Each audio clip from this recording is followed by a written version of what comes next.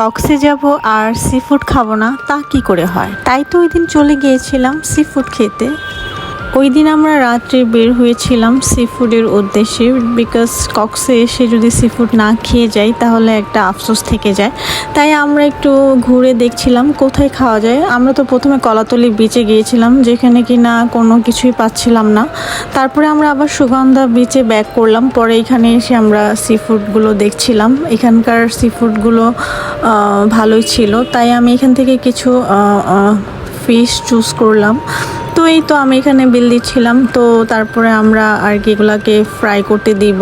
তো যাই হোক, এখানে এই তো আমরা ওয়েট করছিলাম।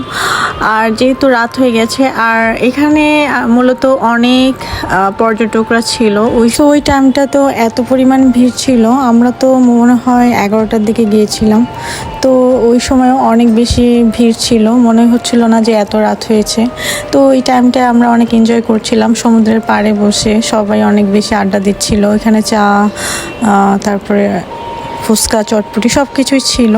তো আমরা এখানে ফিশ এর জন্য ওয়েট করতে করতে এই তো আমাদের ফিশ ফ্রাই হয়েও গেল।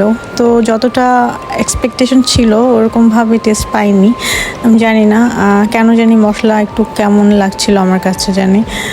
তারপরে তারা একটু মশলা এটার মধ্যে অ্যাড করলো। তো যাই হোক, এভারেজ বলবো সব কিছু মোটামুটি ছিল, এত বেশি ভালো লাগেনি আমার কাছে সি ফুডটা।